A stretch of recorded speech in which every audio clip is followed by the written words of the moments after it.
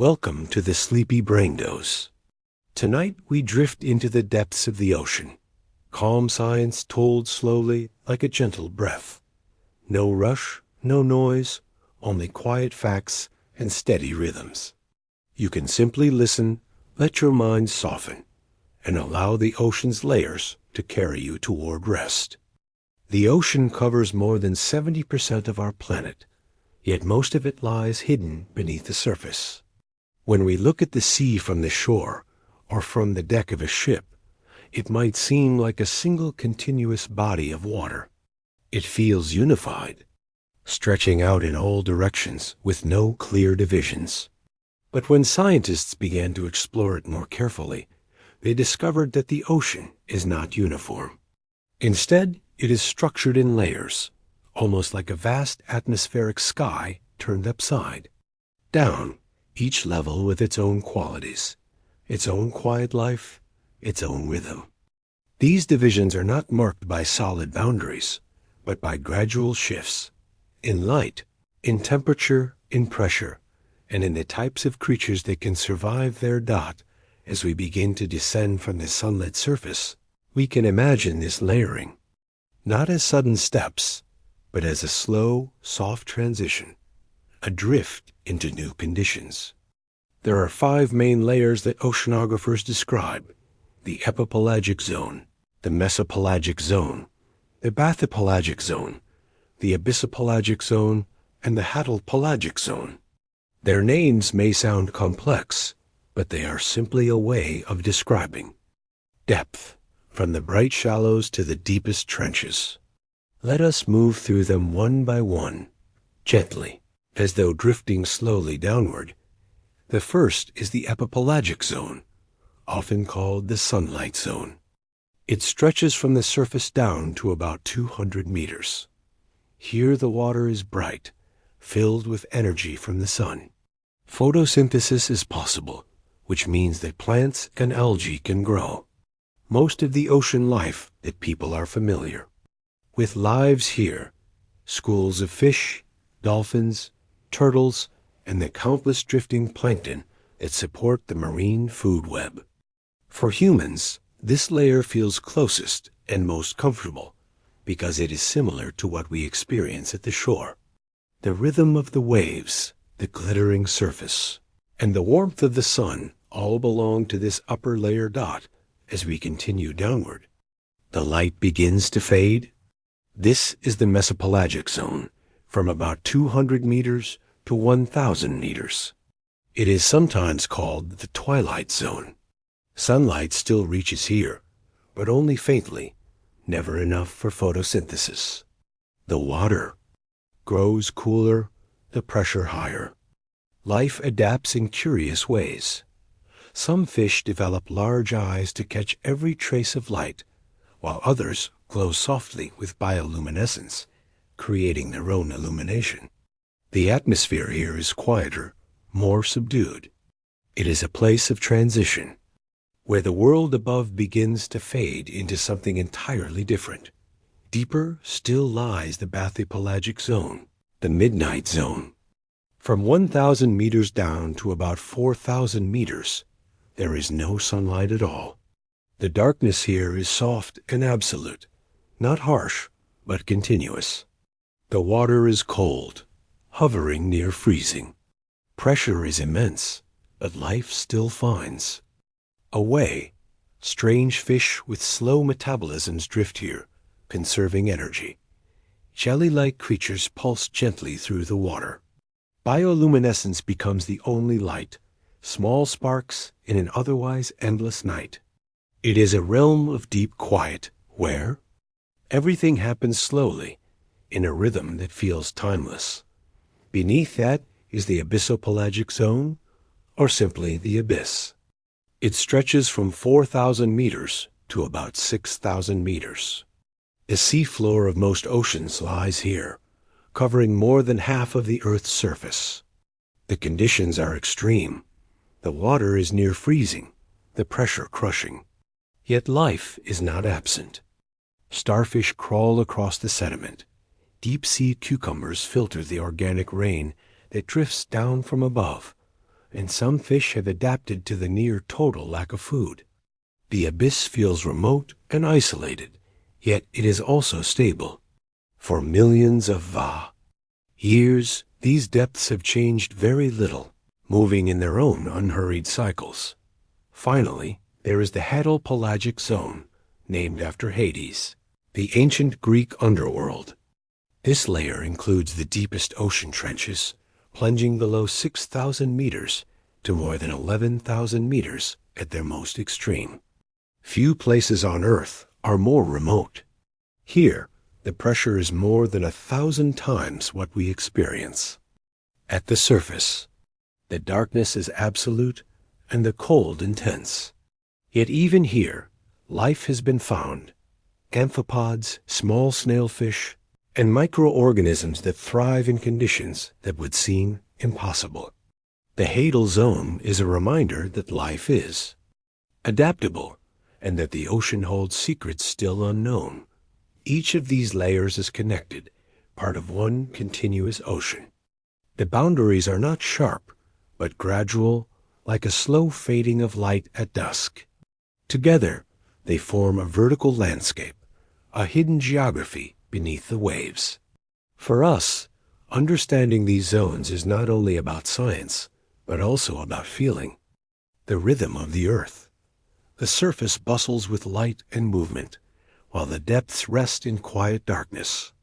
Between them lie transitions, twilight spaces where conditions shift slowly. This vertical structure is what makes the ocean both mysterious and reassuring, vast, layered, and balanced in its own way. When you think of the ocean in this way, you may feel a sense of perspective. The surface world is busy, full of change and noise, but it is only one layer among many. Beneath it lie spaces that are slower, calmer, and more constant. The deep ocean is not a place of chaos, but of order and rhythm, unfolding in its own gentle time. To reflect on these layers is to recognize that the world is larger than what we see at first glance. It stretches downward quietly into realms that are stable and enduring. The next time you see the sea, you might imagine these layers beneath the surface. You might picture the bright zone, the twilight, the midnight, the abyss, and the Hadal. Trenches, not as separate worlds, but as one continuous descent, soft and unhurried. This image can bring a feeling of spaciousness, of calm, of safety in the knowledge that life persists even in the most remote places. The ocean, layered and deep, mirrors the layers of our own experience, surface thoughts and deeper currents, light moments and quiet depths.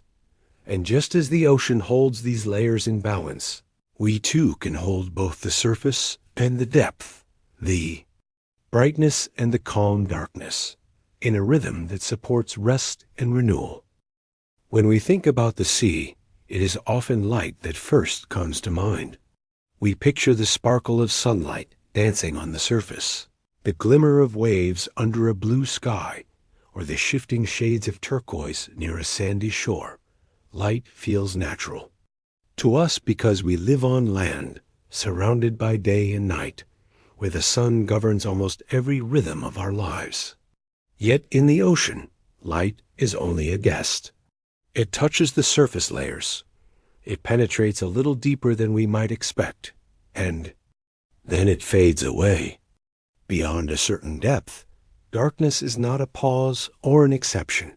It is the normal condition, the constant backdrop against which life must find its balance. Sunlight enters the ocean in a gentle gradient. At the very top, within just a few meters, nearly all the visible spectrum is still present. Reds, oranges, and yellows mix with blues and greens, giving shallow waters their familiar bright colors. Coral reefs glow with life in these upper layers because the full range of light allows photosynthesis and the vibrant pigments of marine animals to be visible. But water is not transparent in the way that air is. It absorbs and scatters light. removing some colors more quickly than others. Red light, with its longer wavelengths, disappears first. Just a few meters below the surface, the warm red tones already begin to fade. Orange and yellow soon follow, until, by about 30 meters, only green and blue remain dominant. This is why underwater photographs taken without artificial lighting appear bluish. The ocean naturally filters the warmer colors away. By the time we reach 100 meters, most of the visible spectrum has weakened. At 200 meters, sunlight has almost vanished entirely. This gradual fading is not sudden, but continuous, like twilight stretched over great distances. It is why the mesopelagic zone is called the Twilight Zone. Here, at 202, 1,000 meters, daylight still lingers faintly, but never enough to create brightness. Instead, there is a muted half-light that feels permanent. It is not day and not night, but something in between. Organisms that live here adapt to this. Softness. Some develop large, sensitive eyes to gather every photon. Others evolve the ability to produce their own light, glowing faintly in pulses and patterns that serve as communication or camouflage. Beyond this depth, sunlight disappears entirely. From 1,000 meters downward, we enter the midnight zone, where natural daylight never reaches. The absence of light might seem harsh, but in reality, it is soft and embracing. Darkness in the ocean is not an emptiness. It is a medium, like water itself, filling the space evenly without edges. Here, creatures do not rely on vision but on other senses. The ability to detect vibrations, the ability to sense chemical signals in the water, or the ability to create flashes of bioluminescence when needed. It is interesting to notice that even in this complete darkness, life does not stop. In fact, many species have adapted to the rhythm of dark. Some fish rise at night toward shallower waters to feed, then retreat again during the day. This vertical migration is the largest daily movement of biomass on Earth, a tide of animals rising and falling with the presence or absence of light. It is not a migration guided by seasons, but by a daily rhythm, tied to the sun that never directly touches them. Darkness in the deep ocean also brings a sense of stability. Without sunlight, there are no sudden changes in brightness, no quick shifts between day and night. The environment is steady. Temperature is low, pressure is high, and the absence of light remains constant. In this way, the deep sea is calmer than the surface world.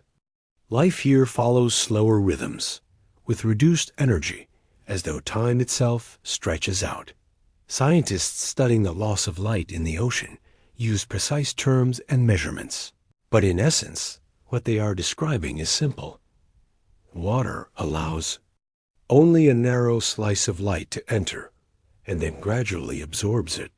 This means that the ocean is not one environment, but many, layered by brightness. The surface feels alive with sunlight. The twilight zone is dim and mysterious, and the deeper zones rest in quiet night. For us, reflecting on this pattern can be soothing.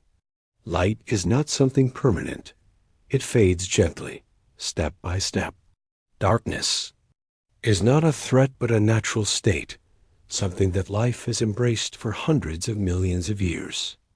Bioluminescent organisms, from tiny plankton to deep-sea jellyfish, remind us that even in the deepest dark, light can appear softly, not as a glare, but as a glow, rhythmic and calm. To imagine this fading is to imagine a slow exhale. Picture the sunlight above, bright and full, then drifting downward, growing fainter with every meter. Reds dissolve, then oranges, then yellows. Greens linger, then blues, until only the faintest traces remain. And then, without drama, light simply gives way to darkness. There is no sudden cut, only a quiet transition. It is as though the ocean itself teaches patience, to let go gradually, to accept change without resistance, to rest in what follows. When we think of the ocean as a place of darkness, it might first feel unfamiliar, but darkness is not absence. It is a presence filling space evenly, gently. It is a reminder that light and dark are not opposites in conflict, but parts of a spectrum. One fades into the other, just as day fades into night on land. In the ocean, this transition is stretched out over hundreds of meters, giving us time to notice each stage dot. And just as the ocean accepts both light and dark, so too can we. There are times of brightness and clarity in our lives, and times of shadow and rest. Both are needed. Both are natural. In the quiet rhythm of the sea, light and darkness are not enemies, but companions. When we stand at the shore, gazing out at the sea, it may look peaceful and gentle, a surface that ripples and shifts with the wind. But beneath that surface, hidden from our daily experience, there is a force that grows steadily stronger with every meter of depth. This force is pressure, the weight of the water pressing downward, layer upon layer, building gradually until it becomes immense. To us, it might sound intimidating, even overwhelming. Yet in the rhythm of the ocean, pressure is not an enemy. It is simply the natural condition of depth, a presence that shapes life in quiet, steady ways. At sea level, we already live under pressure. The atmosphere above us exerts weight on our bodies equal to about 1 kilogram per square centimeter. We do not notice it, because our bodies are adapted to balance it from within. But in the ocean, pressure grows much faster. With every 10 meters of depth, another full atmosphere of pressure is added. At 20 meters, the pressure is twice what we feel at the surface. At 100 meters, it is 11 times greater. By the time we reach 1,000 meters, the pressure is 100 times the atmosphere we are accustomed to. And in the deepest trenches, more than 11,000 meters down, the pressure exceeds 1,000 atmospheres. It is as though the weight of 50 jumbo jets were pressing on every square meter. For us, imagining such forces can feel impossible. Human bodies are not designed to withstand them. Without protective equipment, we cannot dive beyond a few tens of meters. Even with advanced submersibles, engineers must design thick, rounded hulls that distribute force evenly, because flat surfaces would collapse under the stress. For people, this pressure represents a barrier, a limit to our exploration. But for the creatures that live in the ocean depths, pressure is not something unusual. It is the only environment they have ever known. Deep-sea fish and invertebrates do not resist pressure in the way we might imagine. They do not have air-filled spaces that could collapse under weight. Instead, their bodies are mostly water, balanced with the environment around them. Their cell membranes contain special molecules that remain flexible under stress.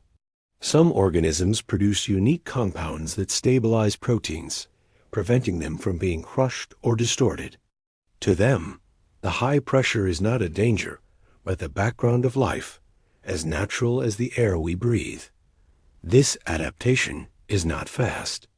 It has taken millions of years for life to adjust to these conditions.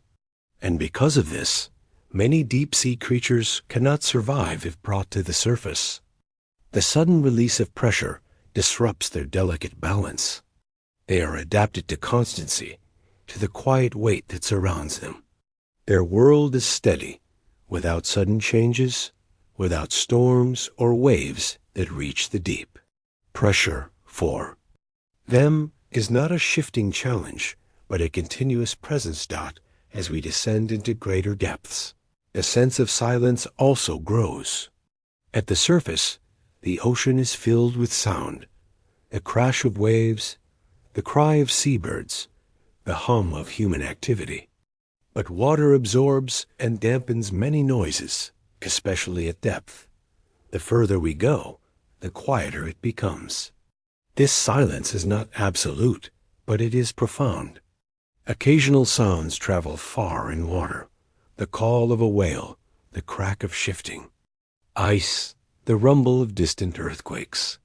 Yet these sounds pass like echoes through a vast stillness.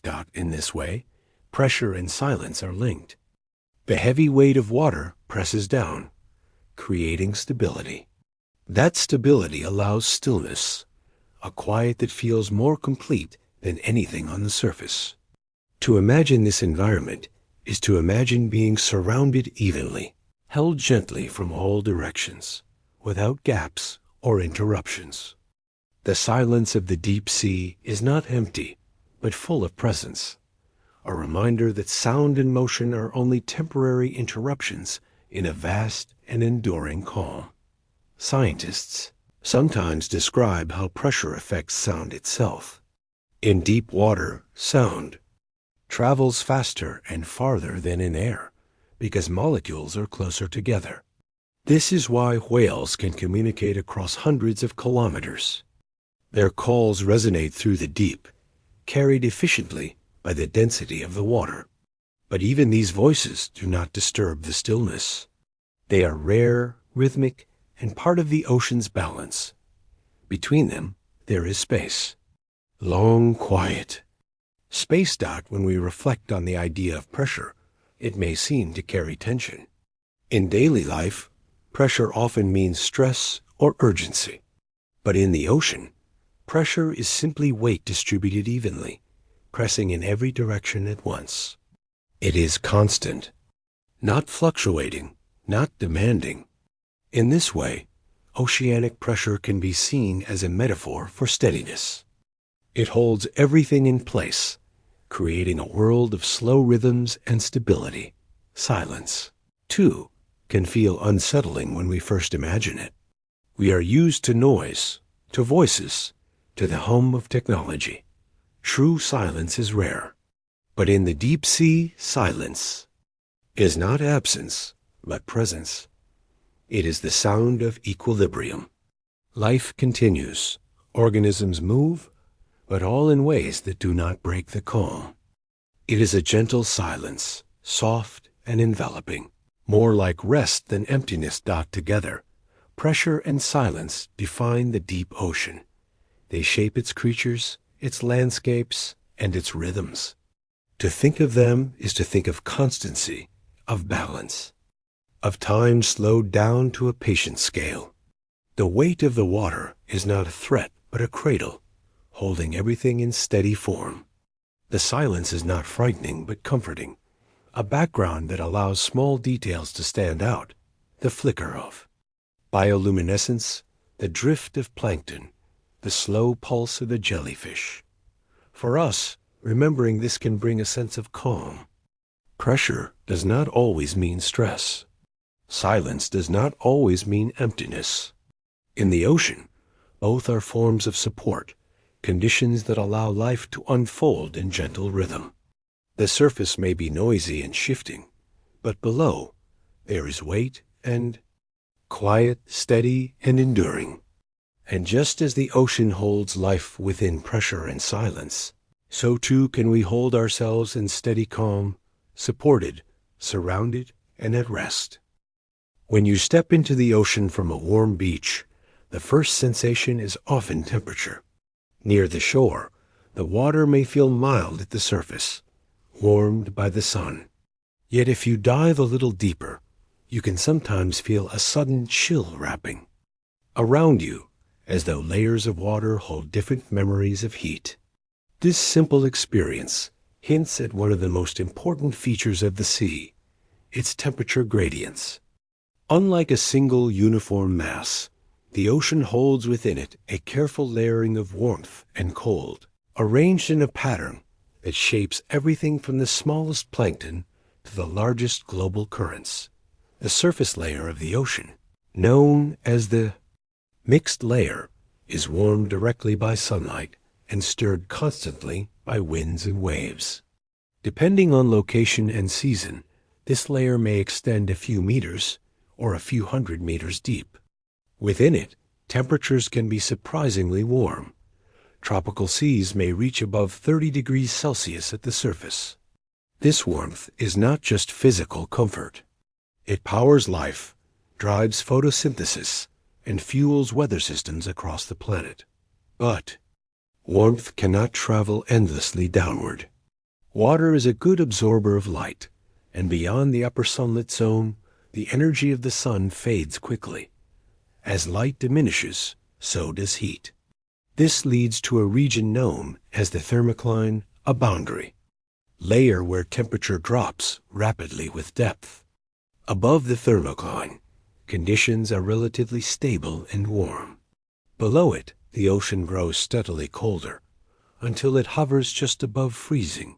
No matter the season or the surface climate, the thermocline is not a sharp wall, but a gradient, a gentle yet powerful slope of change.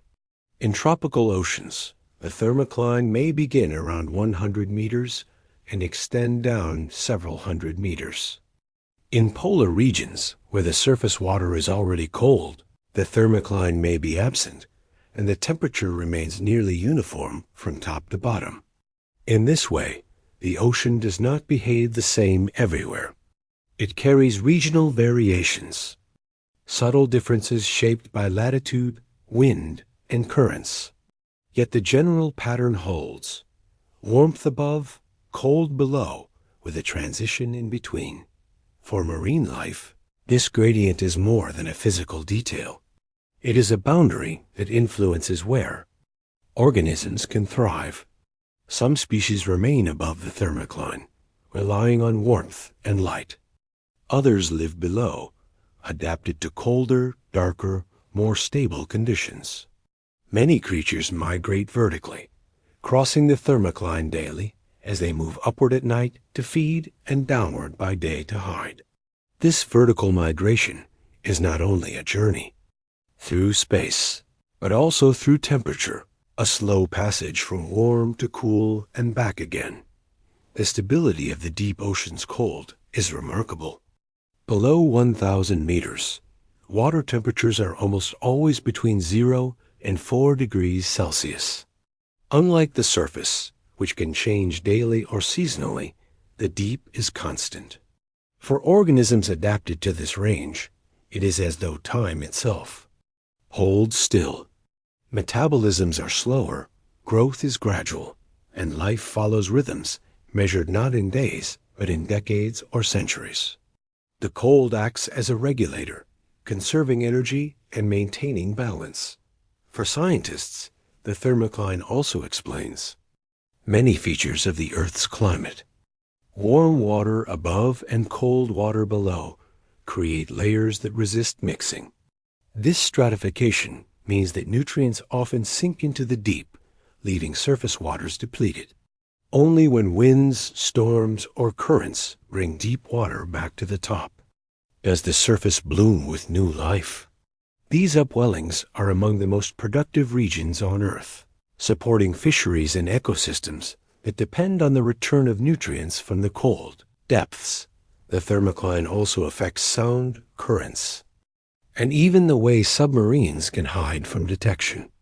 But beyond the technical details, it carries a simple image: a slow descent from warmth into calm coolness, then into deep, steady cold.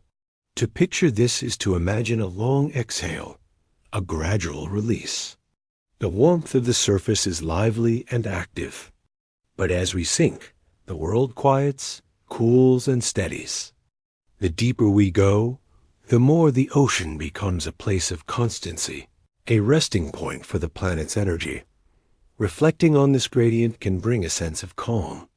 Just as the ocean accepts the shift from warm to cold, we too can accept gradual change. There is no sudden break, only a smooth curve, a transition that happens in its own time. The ocean teaches patience. Warmth gives way to coolness, activity to rest, movement to stillness. Each stage is natural, each connected to the next dot. If you imagine drifting downward, you might feel the sunlight dimming, the colors fading, and along with them, the temperature gently declining. At first, the difference is small, almost unnoticed. Then gradually, the coolness grows, surrounding you softly, until at last you are embraced by the calm cold of the deep. This is not a harsh cold, but a steady one, reliable and protective, a cradle for life that endures across ages. In the end, the temperature gradients of the ocean are not just scientific facts. They are reminders of balance. The surface may change quickly, warmed by the sun and stirred by storms. But beneath lies a vast reservoir of calm, a slow and steady world that holds most of Earth's water. To know this is to feel perspective. The fluctuations of the surface are real, but they are only one layer. Below, there is always constancy, always coolness, always quiet stability. And in that, there is reassurance. Between the bright surface of the ocean and the silent darkness of the deep lies a realm of transition. It is known as the Mesopelagic Zone, but many call it the Twilight Zone. This name does not mean sunset or the fleeting dusk we see on land. Instead, it refers to a permanent state of dimness, a halfway light that never strengthens into day and never fades into complete night. It is the world of faint illumination, where the sun's rays barely survive, and where life has adapted to a soft, unending dusk. The Twilight Zone extends roughly from 200 meters below the surface to about 1,000 meters. At the upper boundary, there is still enough sunlight to sense direction, though too little for photosynthesis. By the lower boundary, sunlight is gone entirely. The water here feels suspended between worlds, too dark for plants, too light for true night. It is an in-between space, quiet and mysterious. For humans, who know only the sharp division of day and night, this environment can feel almost dreamlike. Light in this region is not evenly spread. Instead, it arrives as pale blue tones, filtered and thinned by water. Reds, oranges, and yellows have long since vanished. Even green is faint. What remains is blue, the most penetrating of wavelengths, stretched out into dim gradients. At 200 meters, a diver might still sense outlines. At 400 meters, the outlines blur. At 600, the world is nearly indistinguishable. By 1,000 meters, vision is useless without help. To imagine this is to imagine an endless twilight that never changes. A calm half-light that feels both familiar and foreign. Life in the Twilight Zone faces unique challenges. There is little energy here because sunlight cannot power plants or algae. Food must drift down from the surface in the form of marine snow, tiny particles of organic matter, plankton, and fragments of life sinking slowly from above. For many organisms, this snow is the main source of nourishment. They filter it patiently, letting the small constant rain provide enough to survive. But the Twilight Zone is not empty. In fact, it contains some of the largest numbers of organisms in the ocean. Enormous populations of lanternfish, bristlemouths, and other small creatures fill this layer, forming what scientists call the deep scattering layer. To sonar, it looks like a false bottom, a living boundary that shifts daily. At night, many of these animals rise toward the surface to feed, then return to the twilight depths by day. This migration, repeated by billions of individuals across the globe, is the largest daily movement of life on Earth. It is not a noisy rush, but a slow, steady drift, an unhurried pulse that has continued for millions of years. The adaptations of twilight creatures reveal the creativity of life. Many have large, sensitive eyes, perfectly tuned to capture the faintest glimmers of blue light.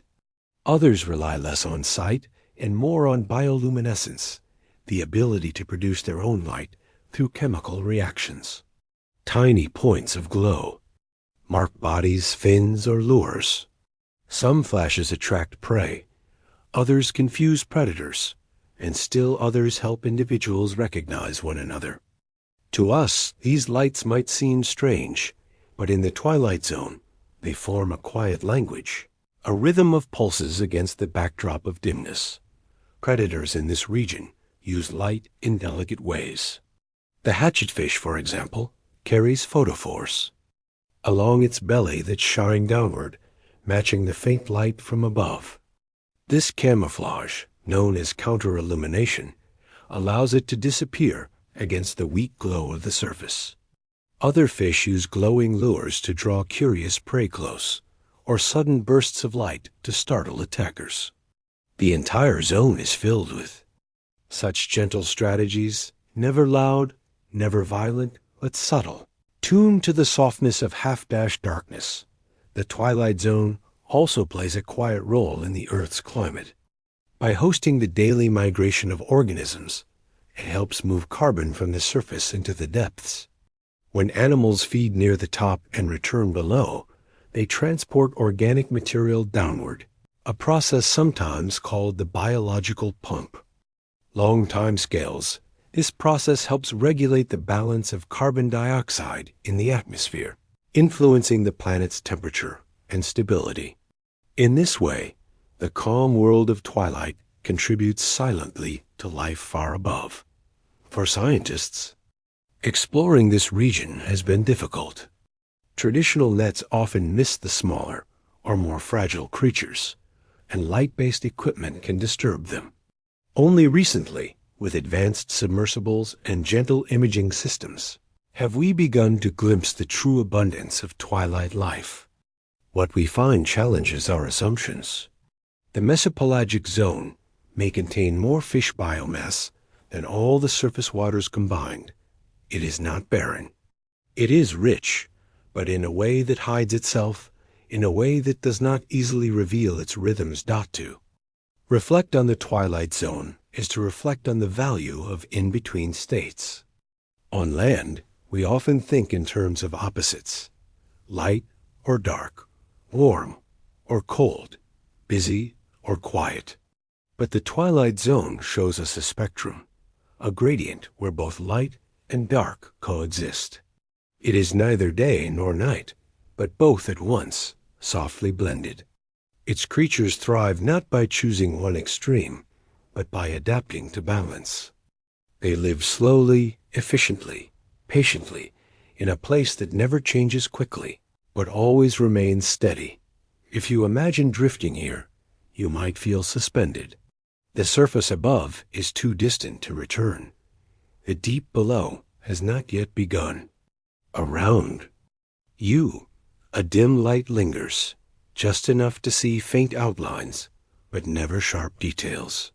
Small points of glow drift past, pulsing softly. There is no rush, no urgency.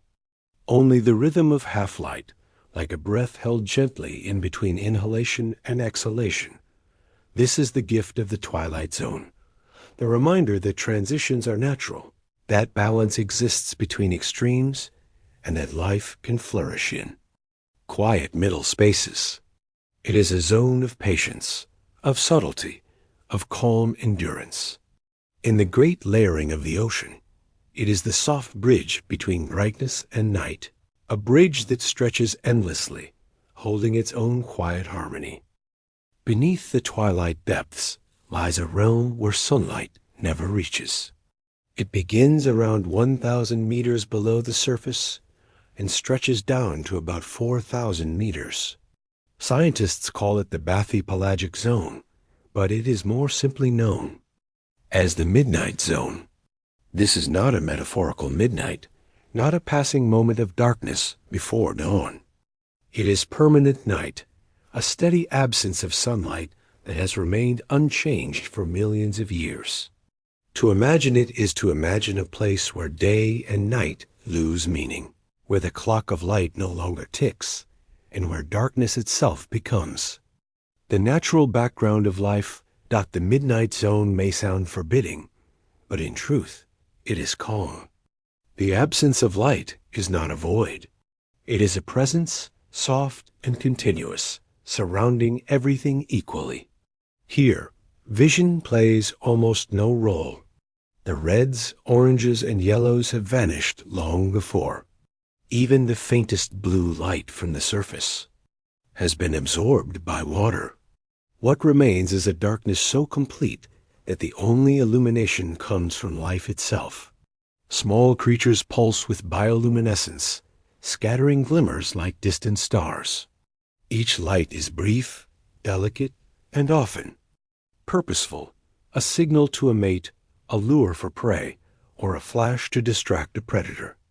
Against the vast blackness, these lights seem not disruptive, but graceful. Brief notes in a silent symphony. Conditions in this zone are extreme, yet steady. The temperature remains close to freezing, usually around 4 degrees Celsius. The pressure is immense, hundreds of times greater than at the surface, but it does not fluctuate. The environment is constant, lacking the daily rhythms of sunrise and sunset or the seasonal changes we know on land. In this way, life here moves slowly, conserving energy, adapting to scarcity. Growth is gradual, movements are measured, and metabolisms are tuned to efficiency. Among the inhabitants of the Midnight Zone are some of the most unusual creatures on Earth. The anglerfish, with its luminous lure, waits patiently for prey in the darkness. The gulper eel can expand its jaw to swallow fish almost as large as itself. Deep-sea jellyfish drift with long trailing tentacles that catch whatever floats into their path. Lanternfish, already abundant in the Twilight Zone, also pass through here, their glowing organs helping them communicate and find their way. Each organism embodies a strategy for surviving in a place where energy is scarce and light is almost absent. What unites them all is patience. In the Midnight Zone, there is no rush. Food may be scarce, but life endures by waiting, conserving, and making use of every opportunity. Some creatures feed only occasionally, storing energy for long intervals. Others rely on the slow rain of marine snow drifting down from above, tiny fragments of organic matter that fall continuously, though thinly, through the water column. For the inhabitants of the Midnight Zone, this gentle rain is life itself, a quiet supply that arrives without noise or spectacle. For scientists, studying this region has revealed surprising diversity.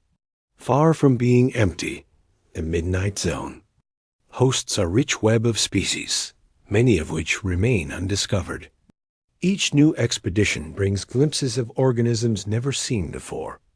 Transparent fish, gelatinous forms that dissolve if brought to the surface, and delicate creatures whose shapes seem almost otherworldly. They remind us that life adapts not only to light and warmth, but also to absence and constancy. The silence of the Midnight Zone is another of its defining features. At the surface, the ocean is filled with sound. Waves breaking, winds blowing, ships moving. Even in the Twilight Zone, echoes of the surface can still be faintly heard. But here, the water is quieter. Sounds that do exist travel far, yet they are rare. The distant call of the whale, the occasional rumble of tectonic shifts, the faint crack of shifting ice thousands of kilometers away. Between these events lies deep stillness, a calm that is continuous. For us, reflecting on this silence can feel soothing.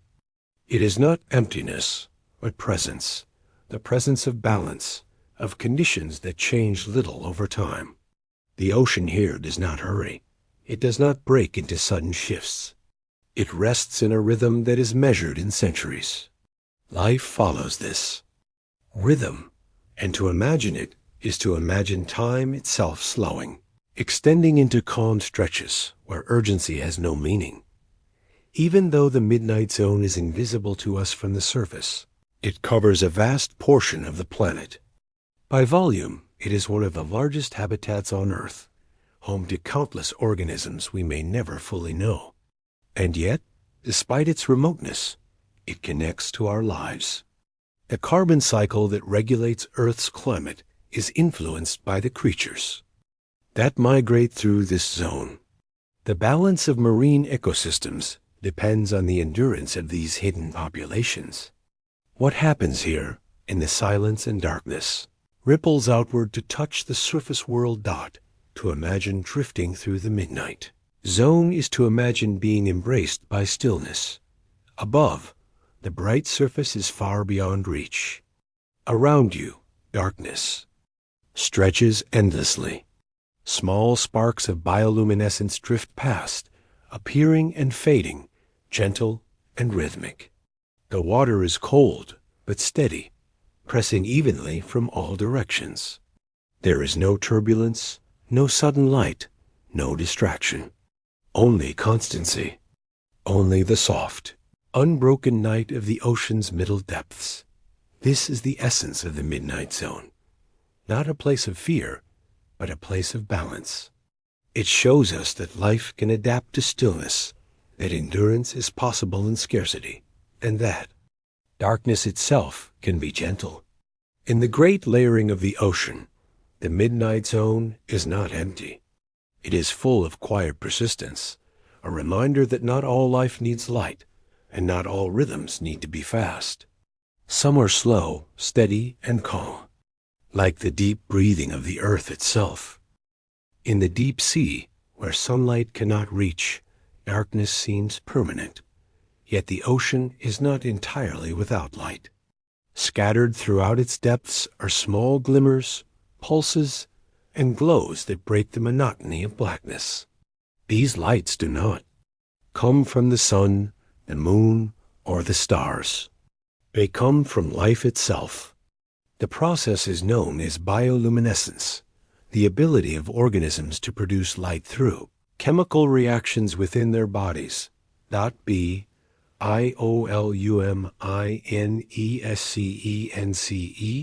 is not a rare curiosity. It is one of the most common features of life in the ocean. Scientists estimate that the majority of organisms in the deep sea can glow in some way. From tiny plankton to large fish, from jellyfish to squid, the capacity to create light is widespread. It is not a harsh light, but a gentle one, often blue or green, the colors that travel farthest through water. This glow is soft, rhythmic, and often brief, appearing and fading like the flicker of distant lanterns in the night. The chemistry behind bioluminescence is simple yet elegant. It usually involves a molecule called luciferin, which emits light. When it reacts with oxygen, and an enzyme called luciferase, which speeds up the reaction. Some organisms also use additional proteins to control the color or intensity of the glow. In other cases, bacteria living symbiotically within an animal's tissues provide the light. The process releases almost no heat, making it efficient. In fact, bioluminescent light is sometimes called cold light. This efficiency is one reason why it is so widely used across so many species. The functions of bioluminescence are as varied as the organisms that produce it. For some, it is a tool for survival. Small crustaceans may release a glowing cloud when threatened, distracting predators and allowing them to escape. Fish may flash suddenly to startle attackers. Other creatures use bioluminescence to hide. By glowing faintly on their undersides, they can match the dim light from above, erasing their silhouette when viewed from below. This technique, known as counterillumination, is one of the most subtle forms of camouflage in nature. For predators, bioluminescence becomes a lure.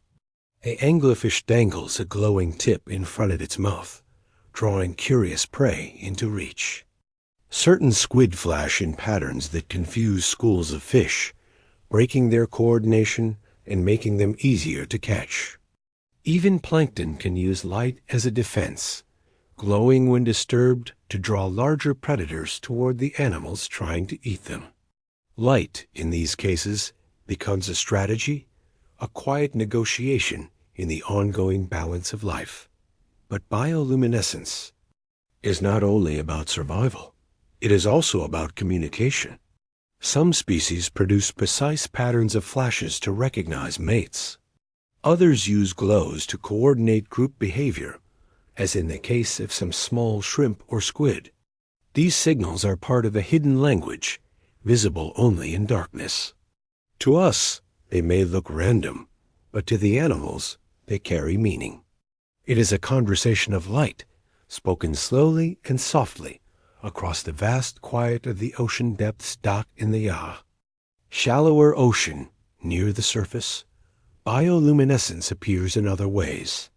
When waves break on a beach at night, tiny plankton can glow, creating sparkles that shimmer with each movement of water.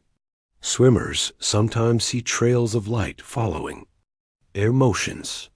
Ships cutting through the water leave glowing wakes. These displays are not only beautiful, but also reminders of how widespread this phenomenon is.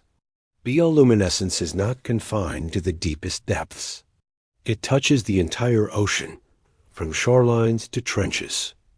The beauty of bioluminescence lies not only in its appearance, but in its rhythm. It is never constant, never glaring. It comes in pulses, in short glows, in delicate flickers. To imagine drifting in the deep sea is to imagine small points of light around you, each appearing and fading in silence. They are not overwhelming, but scattered, like stars across a night sky. Unlike the stars, they move, they interact, they respond. Each glow is a moment of life expressed in light. Scientists studying bioluminescence continue to discover new forms and functions. Some species produce light in wavelengths invisible to the human eye. Others can control their glow with remarkable precision, switching it on or off as needed. The diversity is immense, reflecting millions of years of adaptation. And yet, despite this complexity, the principle remains the same. In the absence of sunlight, life creates its own gentle illumination. For us, reflecting on bioluminescence can bring calm perspective. Light is often associated with energy, with activity, with brightness that overwhelms. But here, in the deep ocean, light is something else. It is quiet, subtle, almost humble. It is not about domination, but about survival, communication, and balance. It does not seek to banish darkness, but to exist within it in harmony. Darkness is the background. Light is the accent, the rhythm, the pulse. This can remind us that illumination in life does not always need to be bright or constant. Sometimes the most meaningful signals are soft, brief, and rhythmic. Just as creatures of the deep speak through glows in the night, we too can value the gentle sparks that guide us, the small lights that appear when we need them to imagine thee. Deep sea lit by bioluminescence is to imagine a world of stars beneath the waves. Each glow is a sign of persistence, of adaptation, of life finding its way in silence. There is no rush, no spectacle, only small points of light drifting in darkness, pulsing softly, reminding us that beauty can exist even where sunlight cannot reach. When we think of the deep ocean, it is easy to imagine emptiness, a vast space of darkness, cold, and silence where little could survive. Yet the reality is different. Life has found a way to inhabit even these extreme depths, adapting to conditions that seem unimaginable from the surface. The deep sea is not empty. It is filled with creatures of remarkable forms, shapes, and strategies, each one quietly enduring where light cannot reach. To reflect on these beings is to feel awe at the resilience of life and calm at the thought of its patience. The variety begins with the smallest organisms. Microscopic plankton drift even in deep waters, feeding on particles that fall from above. Tiny crustaceans graze on this marine snow, forming the base of food webs that extend downward into the dark. Though invisible to the eye, their presence supports larger creatures, much as grass supports herds on land. In the quiet of the depths, these minute beings move slowly, filtering the water, forming the first links in chains of survival. Among larger inhabitants, fish take some of the most striking forms. The anglerfish, perhaps the most famous, carries a luminous lure dangling from a stalk above its head. In the midnight darkness, it shines faintly, attracting curious prey close enough to be swallowed. The gulper eel has a jaw that can expand. Wide, far larger than its slender body seems capable of supporting. It waits patiently, opening its enormous mouth when food drifts near. The dragonfish glows with red light, invisible to most creatures, but not to its own sensitive eyes, giving it an advantage in hunting without revealing itself. Many of these fish have delicate bodies, lacking the rigid bones we know from surface species. Pressure in the depths is immense, but their forms are adapted, soft, gelatinous, without air-filled spaces that could collapse. Their tissues match the density of the water, allowing them to float effortlessly.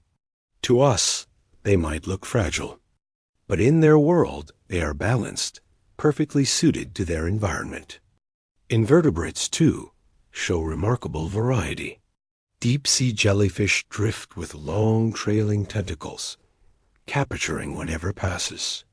Some flash with bioluminescence when touched, startling predators with sudden bursts of light.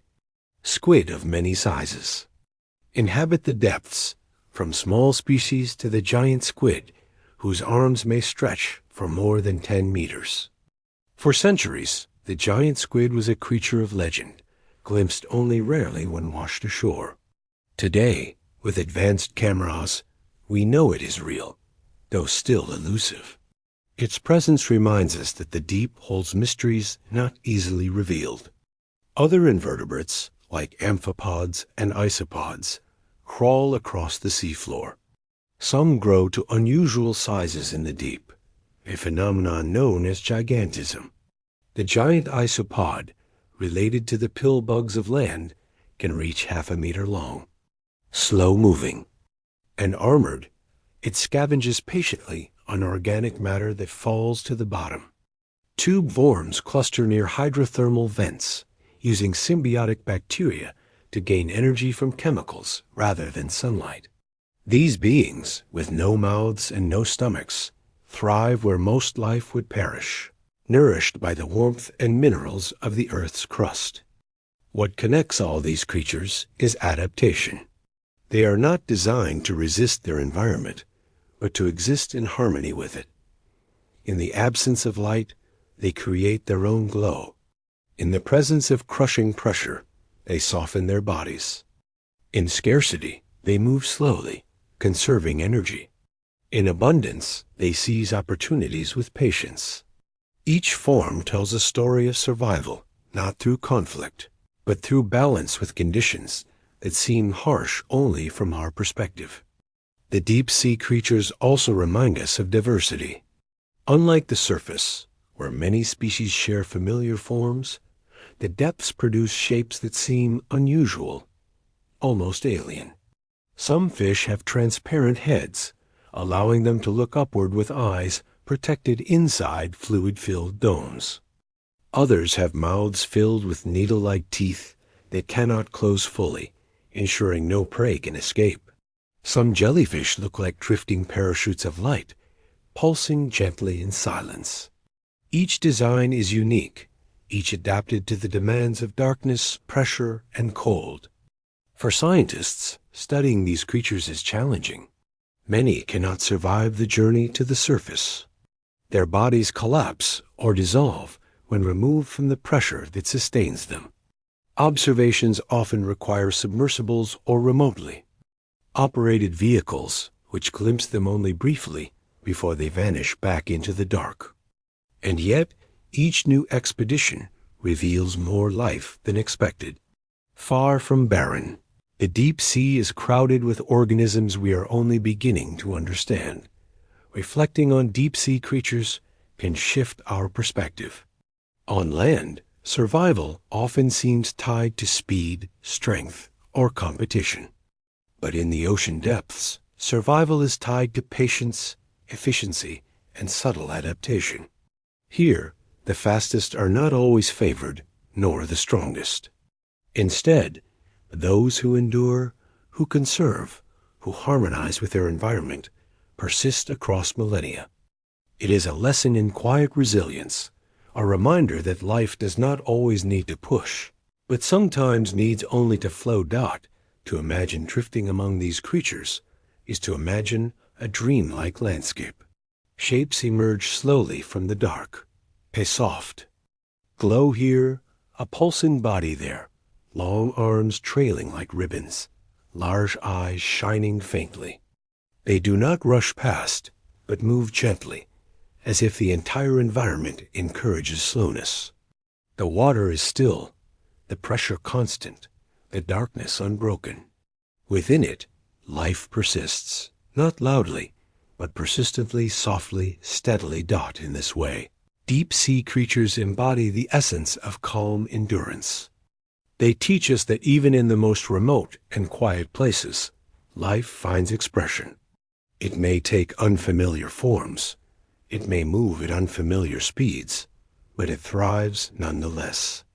To reflect on them is to reflect on possibility, that resilience can be gentle, that survival can be soft, and that beauty can exist even in silence and dark.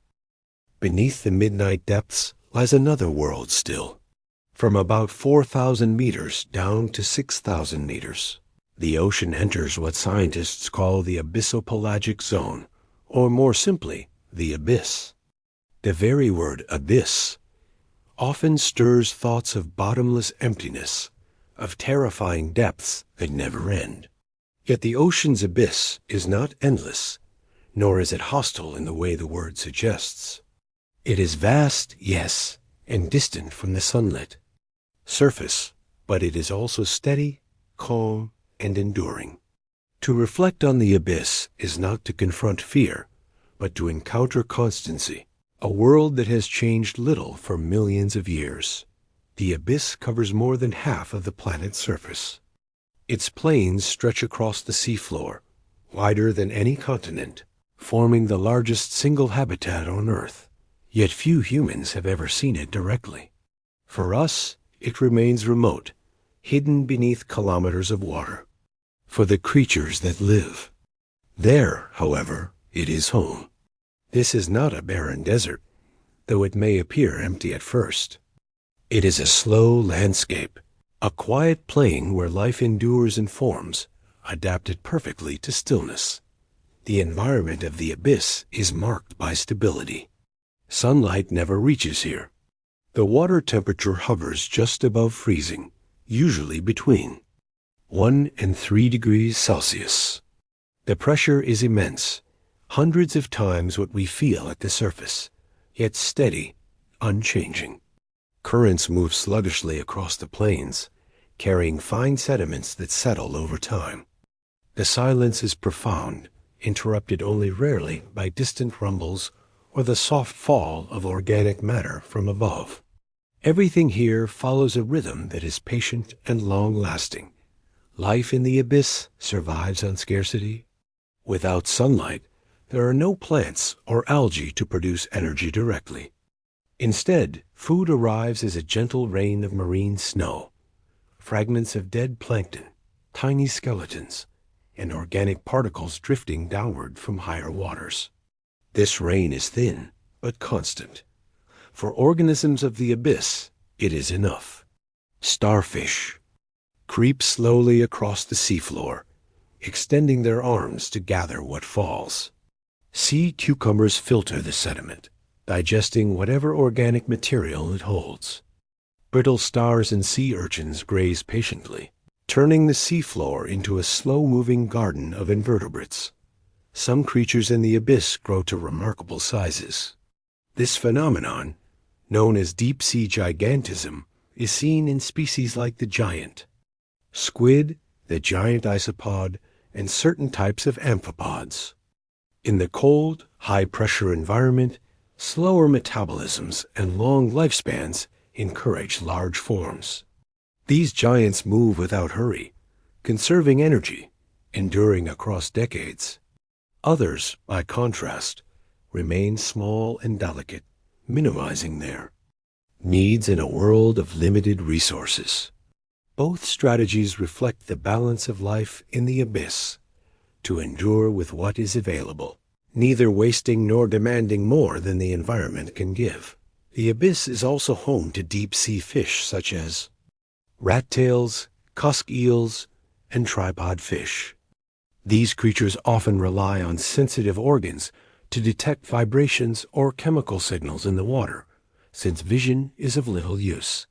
The tripod fish, for instance, rests on long, extended fins, standing quietly on the seafloor as it waits for food to drift within reach. It does not chase prey, but lets the current bring nourishment to it. Patience is not only a virtue here, it is survival itself.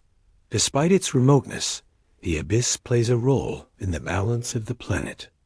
Sediments that settled here over millions of years record Earth's climate history, layer upon layer, like pages in a book. Tiny shells of plankton accumulate, preserving chemical signatures of the ocean above. Volcanic ash, dust from deserts. Even microscopic fragments of meteors have all settled into abyssal sediments, storing traces of events far beyond the sea. The abyss is not only a habitat, it is an archive, holding the memory of Earth across deep time. Exploration of the abyss has been limited, yet every venture reveals new wonders.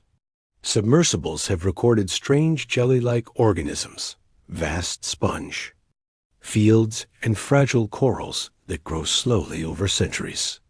Entire communities form around the occasional whale fall, the body of a whale that sinks to the seafloor, becoming an island of food for decades. First, scavengers arrive, stripping soft tissue. Then specialized worms and bacteria break down the bones, releasing energy that supports ecosystems long after the whale has vanished from the surface. These oases of abundance remind us that even in the most stable environments, bursts of life can occur, gently altering the rhythm of the abyss before returning again to quiet. For us, imagining the abyss can bring a sense of perspective. At the surface, life feels fast and urgent. Days pass quickly, seasons shift, change is constant. In the abyss, time slows. The cold, the pressure, and the scarcity all enforce patience. Organisms live longer, grow more slowly, and change less. To think of this is to think of balance on a scale larger than our daily lives.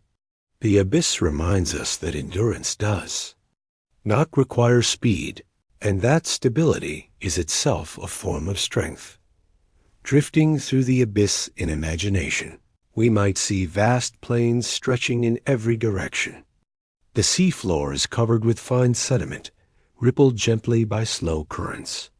Creatures move sparingly, conserving energy, never rushing.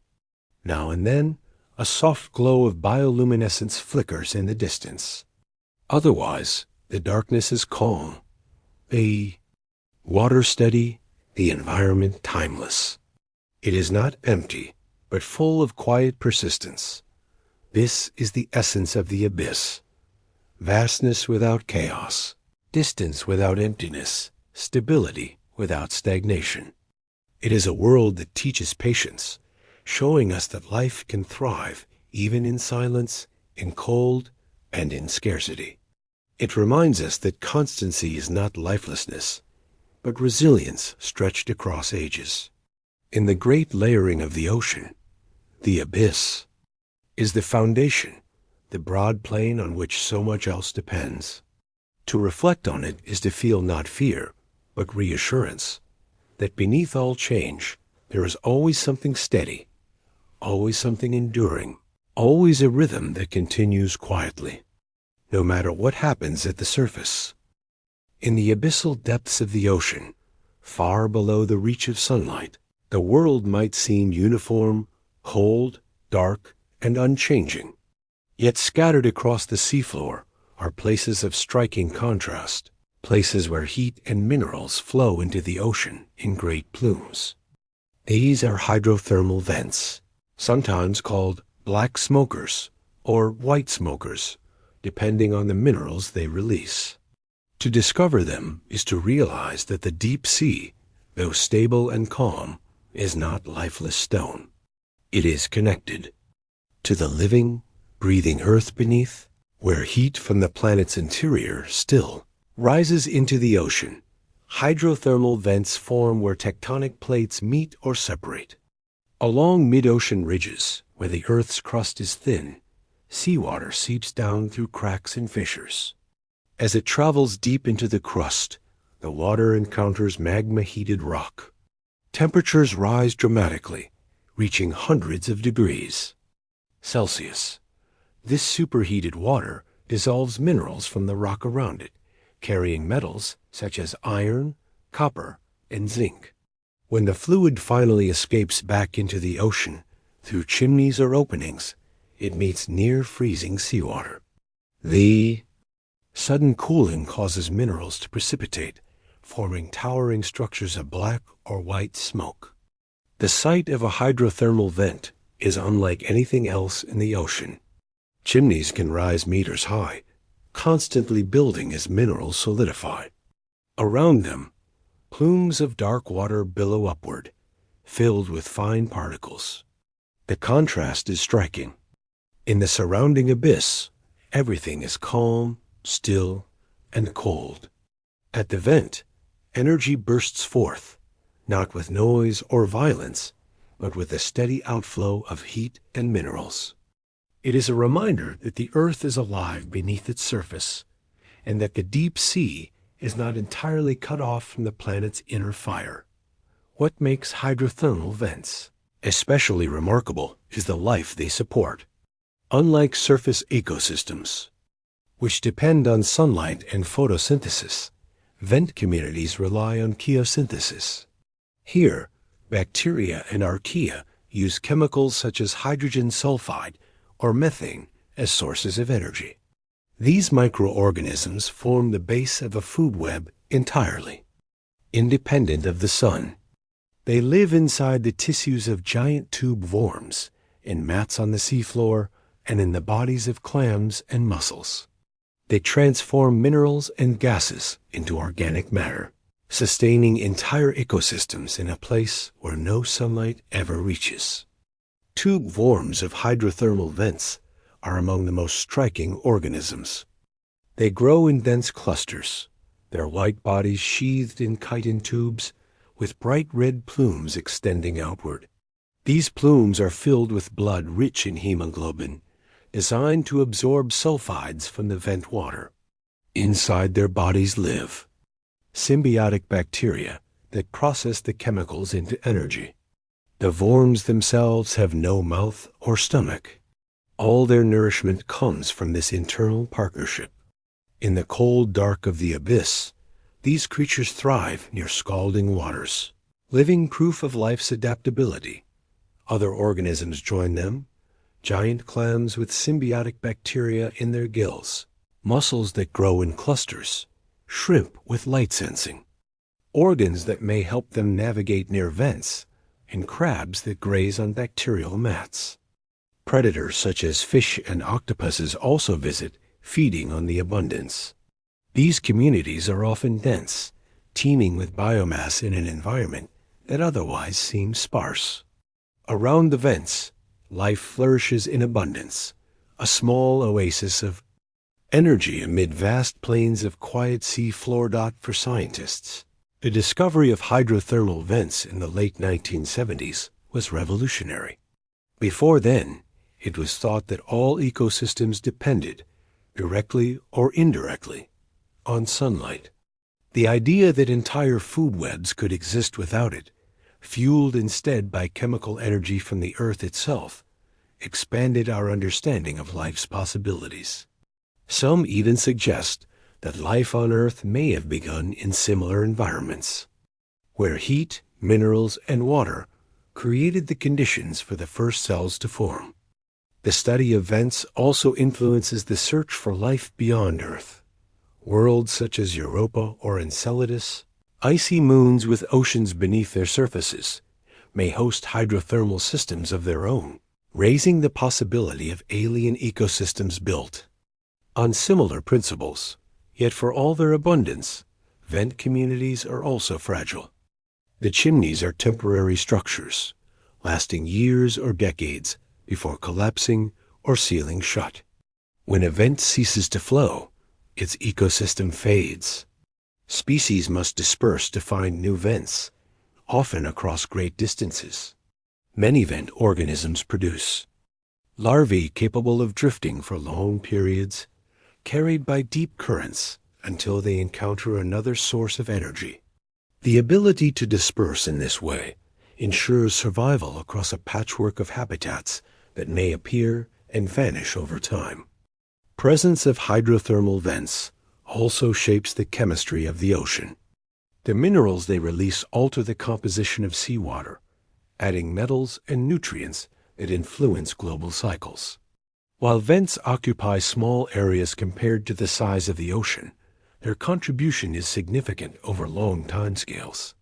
They connect the deep earth to the sea, cycling material between rock, water, and living organisms. To reflect on hydrothermal vents is to recognize the quiet balance of extremes. Around them, water near freezing meets water near boiling, yet life thrives. Darkness complete is met by glowing heat, yet organisms flourish without sunlight. Scarcity becomes abundance, but only in small, fragile patches. This balance reminds us that environments need not be uniform to be sustaining. Even in places of apparent contradiction, life can create harmony. Imagining a hydrothermal vent, you might see a tower of dark minerals rising from the seafloor, plumes drifting upward like smoke in water.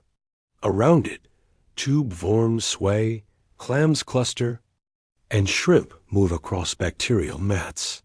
Beyond the vent, the seafloor fades again into cold, dark stillness. The contrast is striking, but not chaotic. It is steady, continuous, like a quiet heartbeat within the ocean's vast body. This is the essence of hydrothermal vents, points of energy in a calm sea, places where the Earth's inner warmth meets its outer waters, and where life finds a way to flourish in partnership with chemistry. They are reminders that life is resourceful, that energy can flow from many sources, and that even in the deepest dark, there are places of abundance, glowing quietly in the silence of the abyss. When we imagine the seafloor at great depths, the image that often comes to mind is a flat, silent plain, cold and still, with little to distinguish one area from another. And yet, scattered across these dark landscapes are places of quiet activity, where chemical energy seeps gently into the ocean from beneath the Earth's crust. These are known as cold seeps. Unlike hydrothermal vents, which release water heated by magma, cold seeps involve fluids that emerge at near ambient temperatures. They are not dramatic fountains of heat, but slow, steady trickles of gases and liquids rich in methane, hydrogen sulfide, and other compounds. Though subtle, these seeps create oases of life, places where communities thrive in the otherwise sparse abyss. Cold seeps occur where hydrocarbons such as oil and gas migrate upward through sediments and find their way to the seafloor. Instead of burning or evaporating as they would on land, these compounds dissolve into seawater or bubble gently out of the sediment. The term cold does not mean icy, but simply contrasts with the extreme heat of hydrothermal vents. Temperatures at seeps are close to the surrounding seawater, usually just above freezing in the deep ocean. Yet despite their lack of heat, they provide something equally valuable: chemical energy. As with hydrothermal vents, the basis of life at cold seeps is chemosynthesis. Bacteria and archaea use methane or hydrogen sulfide as energy sources, converting them into organic matter. These microbes live free in the sediment, in mats covering the seafloor, or symbiotically within larger animals. They form the foundation of entire ecosystems, providing nourishment where sunlight cannot. Through their quiet work, they transform the chemical seepage into the energy of life, supporting diverse communities in the dark. One of the most distinctive features of cold seep ecosystems is the presence of large mussel beds. These mussels, often far bigger than their shallow water relatives, house symbiotic bacteria in their gills. The bacteria process methane, supplying the mussels with food in exchange for a safe habitat. Around them, clams with similar partnerships cluster in dense fields. These bivalve communities create a landscape of shells, forming living reefs that shelter countless smaller organisms. Tubeworms also inhabit cold seeps, though they are not identical to the species found near hydrothermal vents. They anchor themselves in the sediment, growing slowly, with lifespans that can stretch for centuries. Inside their bodies, symbiotic bacteria convert hydrogen sulfide into energy. The worms provide stability and access to chemicals. The bacteria provide nourishment. This partnership is delicate but enduring, allowing the worms to persist for extraordinary spans of time in the cold dark. Crustaceans, such as shrimp and crabs, graze on bacterial mats or feed on detritus that accumulates around seeps. Some fish specialize in these habitats, patrolling the edges of seep communities. Even larger predators, like octopuses, may be drawn to these areas, feeding on the abundance that gathers where chemicals emerge. The richness of life at cold seeps is surprising when compared to the sparse plains nearby. They are small oases of density and variety, glowing not with light, but with vitality. Cold seeps also create unusual geological features. As methane and sulfides rise through the sediments, they sometimes form carbonate structures. Over time, these can harden into rocky outcrops, shaping the landscape of the seafloor. In some cases, gas hydrates, crystalline structures of water and methane, accumulate, forming strange icy deposits that trap gas in solid form. These features remind us that the deep sea is not static, but shaped quietly by the chemistry of the Earth. The discovery of cold seeps in the 1980s added another layer to our understanding of life's possibilities. Like hydrothermal vents, they showed that ecosystems could thrive entirely without sunlight, dependent instead on chemical energy. But unlike vents, which are often short-lived, cold seeps can remain stable for thousands of years. Their ecosystems evolve slowly, their organisms living long lives in a world where time stretches out. This endurance makes them particularly significant for scientists, offering natural laboratories to study adaptation, symbiosis, and the flow of energy in extreme environments. Cold seeps also connect to the global climate in subtle ways. Methane is a powerful greenhouse gas, and the seeps represent natural pathways by which it escapes from the Earth's crust into the ocean. Much of it is consumed by microbes before reaching the surface, but changes in temperature or pressure could alter this balance. Studying these systems helps us understand both the resilience of ocean ecosystems and their role in regulating the planet's atmosphere. To imagine a cold seep is to imagine contrast within calmness. Picture a dark, stable seafloor, silent and vast. Then picture small bubbles rising gently from the sediment, or shimmering layers in the water where chemicals mix. Around these points, clusters of mussels and clams gather, tube worms extend. Their plumes and crabs scuttle slowly across bacterial mats. It is not a dramatic scene, but a quiet one, a small pocket of abundance in the deep. Beyond its borders, the seafloor returns to silence and scarcity. Within it, life thrives in balance with unseen chemistry. For us, reflecting on cold seeps can bring reassurance. They remind us that life does not always require the obvious sources of energy. It can find nourishment in hidden flows, in steady trickles rather than sudden surges. They show that abundance can exist quietly, sustained not by spectacle, but by patience. Just as these ecosystems persist in silence, so too can we find strength in constancy, in partnerships, and in the quiet rhythms that sustain life, even when conditions seem sparse. This is the essence of cold seeps. Steady, patient oases in the vast deep sea, places where the Earth's chemistry supports communities that would otherwise be impossible. They are reminders that life is inventive, that energy can emerge from hidden sources, and that even in the coldest, darkest reaches of the planet, quiet abundance is possible. When we look at life on land, we see certain patterns repeated. Animals tend to fall within familiar ranges of size. Insects remain small, mammals vary, but rarely become enormous, and plants grow within recognizable scales. Yet in the deep sea, where pressure is immense, light absent, and food scarce, these expectations dissolve. Here, life has taken forms that surprise us. Some creatures are astonishingly large, growing far beyond their shallow water relatives. Others are unusually tiny, shrinking to minimalist forms. Scientists call these patterns deep-sea gigantism and deep-sea miniaturization.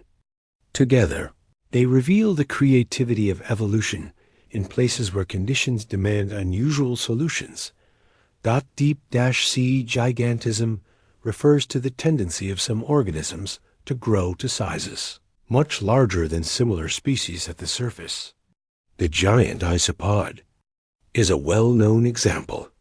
Related to the small pill bugs we see on land, it grows up to half a meter long in the depths of the ocean. Amphipods, normally just a few millimeters in size, may reach more than 10 centimeters.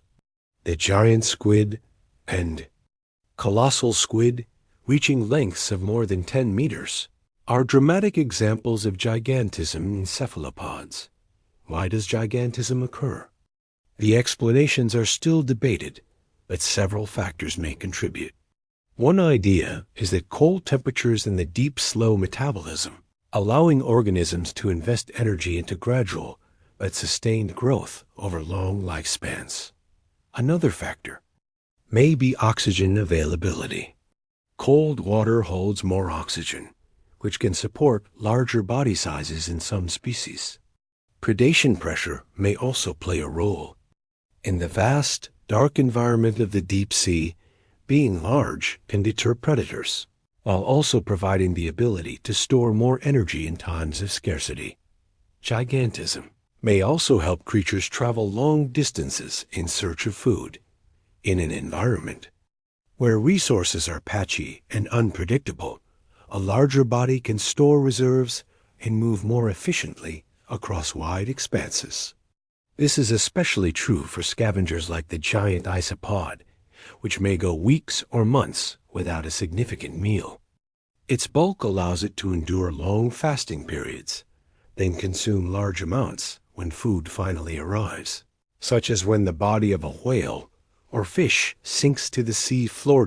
In contrast, deep-sea miniaturization represents the opposite trend: organisms that become much smaller than their shallow water relatives. Some species of fish, for example, live their entire lives at only a few centimeters in length. Tiny crustaceans abound in the sediments and water column, surviving on the smallest particles. For them, shrinking provides advantages in environments of scarcity. A smaller body requires less energy to sustain, less food to maintain, and less space to occupy. Miniaturization is a strategy of efficiency, thriving in ecosystems where resources are spread thin. The coexistence of gigantism and miniaturization might seem contradictory. How can both extremes evolve in the same environment? Yet in the deep sea, both strategies make sense. For some species, growing large offers endurance, strength, and mobility. For others, shrinking offers resilience, efficiency, and minimal needs. Both approaches reduce competition by filling different niches. The deep sea, though vast, rewards diversity and strategy. Beyond size itself, these patterns reveal something about the pace of life in the deep ocean. Giant organisms often grow slowly, living for decades or even centuries. Their long lives mirror the constancy of the abyss, where change comes gradually. Miniature organisms, by contrast, may reproduce quickly, scattering many offspring to take advantage of rare opportunities. Together, they form a balanced system of slow endurance and rapid renewal, each adapting to the same environment in different rhythms. For scientists, deep-sea gigantism captures imagination because it challenges our sense of proportion. To encounter a giant isopod or colossal squid is to confront forms that feel otherworldly, exaggerated beyond expectation. Miniaturization, though less dramatic to the eye, is equally fascinating. It shows that life can succeed not only by growing larger, but also by retreating into efficiency, stripping down to the smallest form capable of survival. Both extremes stretch our understanding of what is possible. From a broader perspective, gigantism and miniaturization remind us that adaptation is not about one direction, but about flexibility. Life in the deep sea demonstrates that survival can mean expanding outward or contracting inward, depending on what the environment allows. Both paths are valid, both sustainable. The ocean's diversity rests on this balance, showing us that extremes can coexist peacefully, side by side. To imagine drifting among these creatures is to imagine a world of contrasts. A massive isopod crawls slowly across the seafloor, armored and deliberate, while tiny shrimp-like amphipods scatter nearby, darting between grains of sediment. Above, the enormous shape of a squid glides through the water, arms trailing like ribbons, while miniature fish hover close to the substrate, conserving energy. The scale shifts continuously, reminding us that size is relative, and that every form has its place. For us, reflecting on these extremes can bring calm perspective. Sometimes in life, we imagine that growth must always mean becoming larger, stronger, or more expansive. But the deep sea shows us another truth. Sometimes survival comes from becoming smaller, lighter, and simpler. Both ways are forms of resilience. Both ways honor the environment's rhythm. In the silence of the deep, gigantism and miniaturization coexist, not in competition, but in harmony. This is the essence of life's adaptability in the ocean depths. Some creatures stretch toward grandeur, others shrink toward minimalism. Together, they form an ecosystem that is balanced across scales, each playing a role in the quiet persistence of life in darkness and cold. To reflect on them is to reflect on the creativity of nature and to feel reassurance that resilience can take many forms, whether vast or minute, patient or swift, grand or humble. The deep sea is an environment unlike any other on Earth. It is vast, dark, cold, and under crushing pressure. Sunlight never penetrates beyond the uppermost layers. Temperatures hover just above freezing, and food is scarce and unpredictable. From the perspective of life at the surface, such conditions might seem inhospitable, even impossible. Yet the ocean depths are filled with creatures that not only survive, but flourish.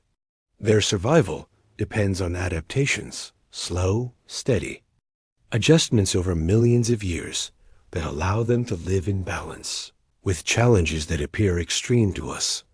One of the most fundamental adaptations is to pressure. At depths of thousands of meters, the weight of the water is immense, hundreds or even thousands of times greater than the air pressure at the surface.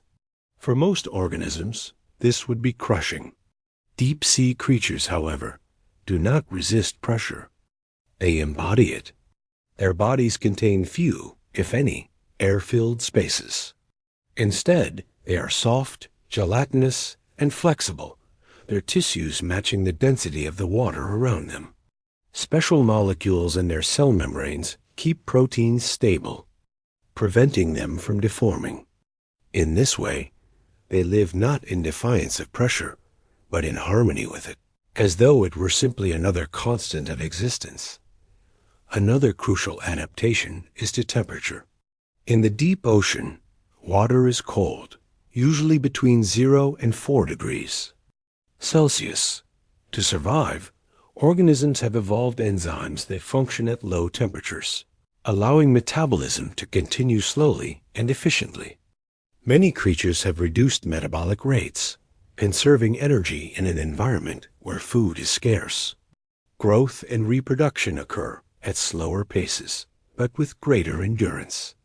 Some corals and sponges in the deep live for centuries, even millennia. Their longevity a reflection of the stability of cold. Darkness, too, shapes survival. With no sunlight, sight is of limited use. Many creatures have evolved large, sensitive eyes tuned to detect faint glimmers of bioluminescence. Others dispense with eyes altogether, relying instead on senses of vibration, smell, or electric fields. Some generate their own light through bioluminescence, using it to lure prey, confuse predators, or communicate with potential mates. Light. Here is not abundant, but created with care, a small tool used with precision in the vast dark. Food scarcity is perhaps the greatest challenge of all. Unlike the surface, where sunlight fuels a continuous cycle of growth, the deep sea receives only the thin trickle of organic matter falling from above. To cope, organisms adapt in diverse ways.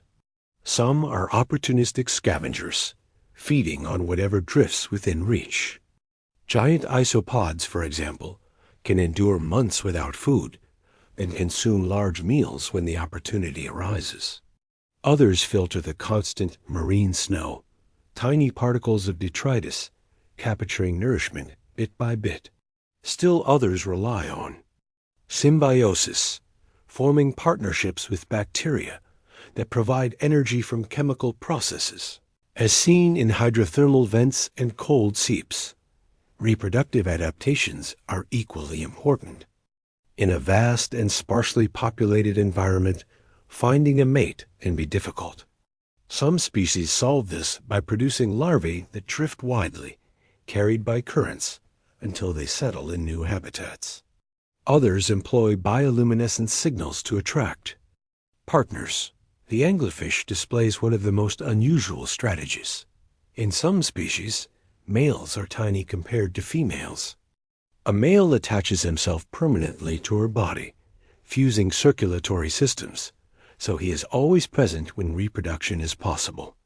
This extreme adaptation ensures continuity in an environment where encounters are rare. Energy conservation is a theme that runs through all deep-sea adaptations.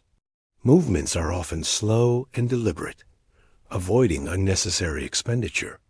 Muscles may be reduced, jaws lightweight, skeletons delicate. Predators wait patiently rather than chase. Prey drift rather than flee at speed.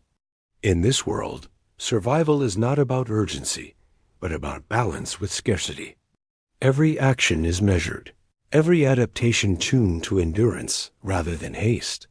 Even the shapes of deep-sea creatures reflect adaptation. Transparency makes some animals nearly invisible in the dark water. Red pigmentation, which vanishes in the absence of red light, makes others effectively invisible as well. Spines, teeth, and elongated bodies serve to capture or deter without. Requiring speed, strange forms, unfamiliar to us, are the natural responses to conditions that demand efficiency above all else. These adaptations also remind us of the role of patience in survival. Many deep-sea organisms live long lives, reproducing infrequently, growing slowly, and changing little. Coral colonies form forests that persist for thousands of years. Sponges filter water quietly across centuries. Fish may live for decades before reaching maturity. Life here is unhurried, stretched across vast timescales, echoing the slow rhythm of the ocean itself. From a human perspective, such strategies may seem unusual, even alien, but they are consistent responses to an environment defined by constancy, scarcity, and darkness.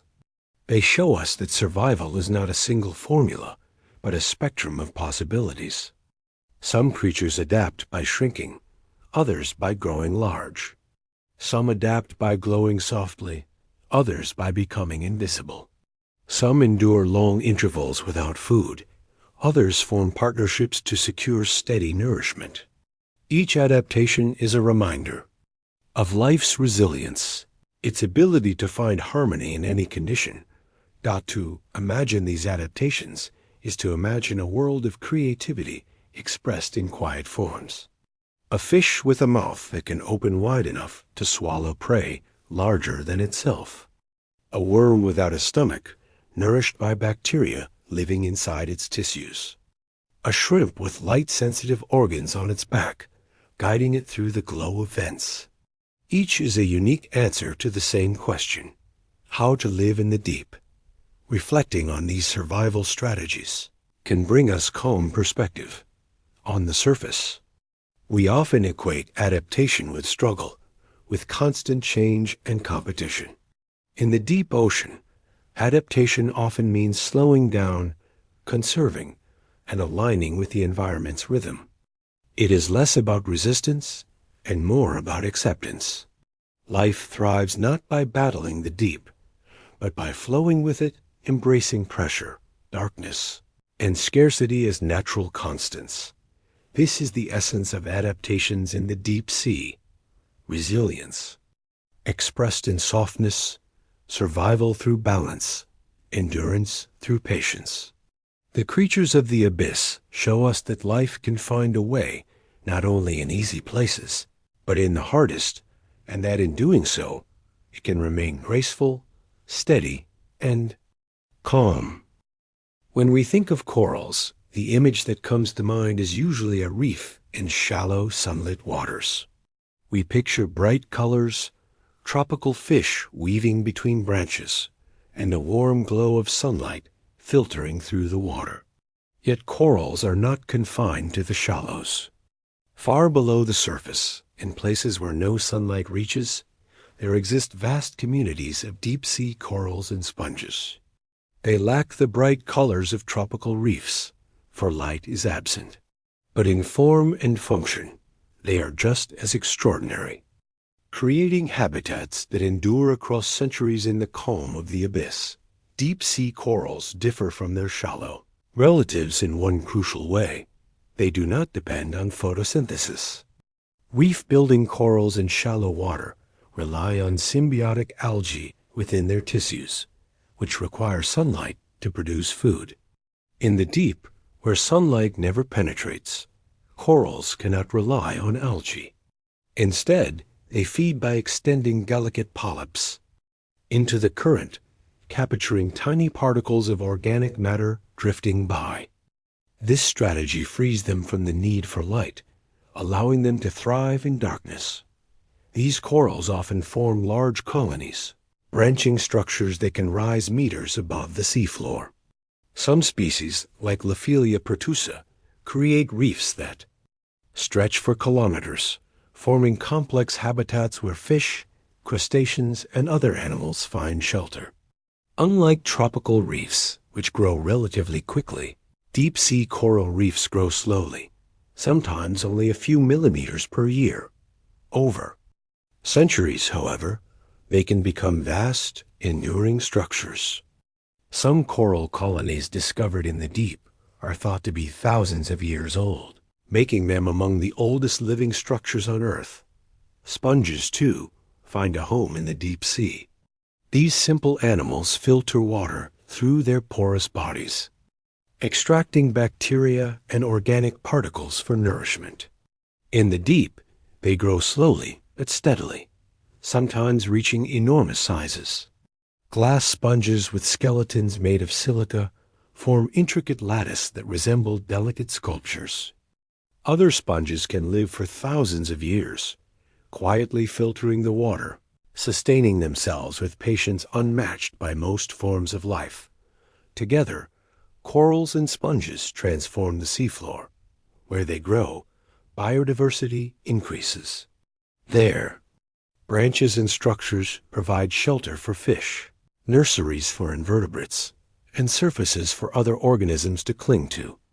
In an environment that might otherwise be flat and featureless, they create verticality, texture, and habitat. They are architects of the deep, shaping ecosystems in places where few would expect complexity. The endurance of these organisms is remarkable. In the cold, dark, and stable environment of the deep, life moves slowly. Growth is measured not in years, but in centuries. A coral colony may persist across human civilizations, enduring while empires rise and fall on the surface above. A sponge may filter water quietly for millennia, outlasting generations of species. Their longevity gives them resilience, but also vulnerability. Because they grow so slowly, damage can take centuries to repair. Scientists studying deep-sea corals and sponges have found them across the globe, from fjords of Norway to seamounts in the Pacific, from the North Atlantic to the Southern Ocean. They live at depths of hundreds to thousands of meters, often attached to hard substrates, where currents bring steady flows of food. Some reefs cover vast areas, rivaling shallow water reefs in size. Though hidden far from human eyes, the ecological importance of these communities is significant. Many deep-sea fish species use coral and sponge habitats as nurseries, finding protection among the branches. Crustaceans and mollusks graze on the surfaces. Larger predators patrol the edges, taking advantage of the abundance. In this way, corals and sponges support entire ecosystems, their slow growth forming the foundation of lively communities in the dark. Their presence also provides scientists with a record of history. Like trees, corals lay down growth layers, year by year. By studying these layers, researchers can trace changes in ocean chemistry over centuries. Isotopes within coral skeletons reveal shifts in temperature, currents, and nutrient supply. Thus, deep-sea corals are not only habitats, but also archives, holding the memory of the ocean across long stretches of time. The beauty of these organisms lies not in bright colors, but in form and persistence. Branches curve and intertwine. Sponges form delicate structures, and colonies expand patiently. They embody balance with their environment, surviving without haste, creating abundance in slow motion. To imagine drifting through a coral forest in the deep is to imagine a silent, shadowed cathedral, vast and still, where each structure is a monument to patience. Reflecting on deep-sea corals and sponges can bring us calm perspective. In our world at the surface, speed is often equated with progress and growth with expansion. But in the deep ocean, growth is slow, measured, and steady. These organisms remind us that endurance is sometimes more powerful than speed, and that creating a foundation for others may be as important as individual survival.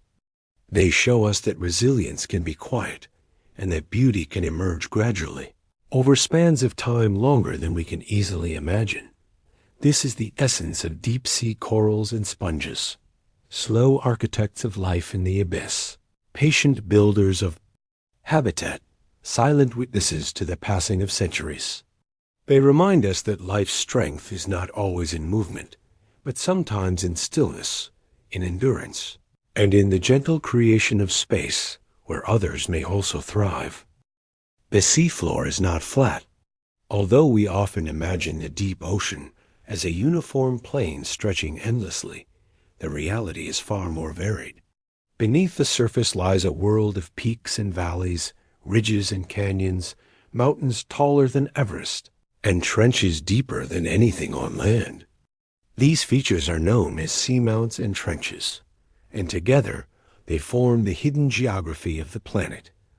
Landscapes as dramatic as any on the continents.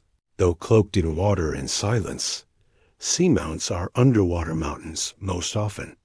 Extinct volcanoes that rise from the seafloor but do not break the surface. There are tens of thousands of them scattered across the world's oceans, some standing several kilometers tall. Their slopes and peaks create habitats very different from the flat abyssal plains around them. Currents sweep upward as they strike these elevations, bringing nutrients from the deep toward the surface. This upward movement supports life in abundance, turning seamounts into hotspots of biodiversity in the vast, open ocean. Corals and sponges often grow on the hard surfaces of seamounts, building intricate communities that provide shelter for fish and invertebrates. Schools of fish gather around the slopes, feeding on the nutrient-rich waters. Sharks and larger predators patrol the areas, attracted by the density of prey. In the emptiness of the open sea, seamounts become oases, concentrated zones of life. Rising from the otherwise uniform plain, seamounts also influence the global circulation of water. By interrupting currents, they cause turbulence and mixing, redistributing heat and nutrients. Some act as stepping stones for migrating species, providing resting points across long distances. To imagine drifting near a seamount is to imagine rising walls of rock covered with coral, schools of fish swirling in slow patterns, and gentle currents carrying food upward. It is a quiet, abundant landscape, hidden far from human sight, but central to the ocean's rhythm. Trenches, by contrast, are the deepest places on Earth. They form where tectonic plates meet and one slides beneath another, pushing the seafloor downward into narrow, elongated depressions. The Mariana Trench in the western Pacific is the most famous, descending nearly 11 kilometers at its deepest point, the Challenger Deep. To place this in perspective, if Mount Everest were set in the trench, its peak would still be more than a kilometer underwater. These are realms of unimaginable depth, places where pressure exceeds 1,000 times what we feel at the surface. Despite their extremity, trenches are not empty. Organisms adapted to immense pressure inhabit these depths. Small amphipods scavenge in the sediments. Snailfish, surprisingly delicate-looking, have been recorded at depths of more than 8,000 meters. Microbes thrive in the sediments, feeding on chemical energy that seeps from the crust.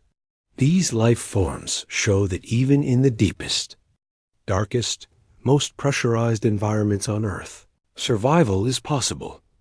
Trenches also play an important role in the Earth's geology and climate. As tectonic plates sink into the mantle, they carry sediments, carbon, and water into the Earth's interior. Over millions of years, this process recycles material, shaping volcanic activity and influencing the balance of gases in the atmosphere. In this way, trenches are not only deep places, but also dynamic, connecting the ocean to the cycles of the planet. The exploration of seamounts and trenches is still in its early stages. Many seamounts remain unmapped, their peaks undiscovered.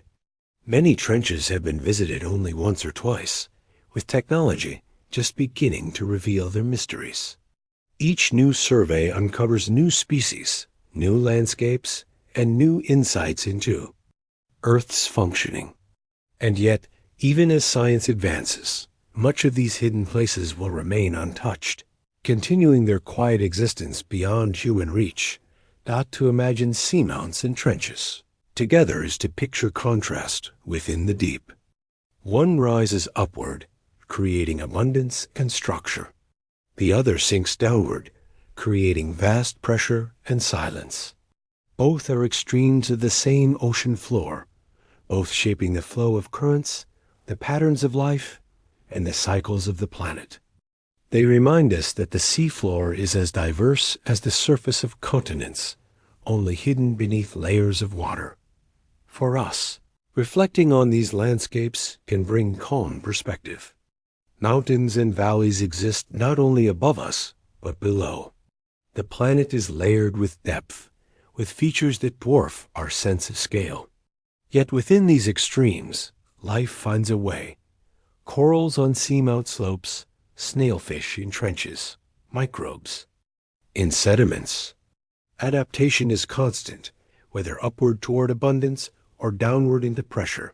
If you imagine drifting over a seamount, you might feel the slow upward sweep of currents, the presence of fish circling, the texture of coral rising from rock.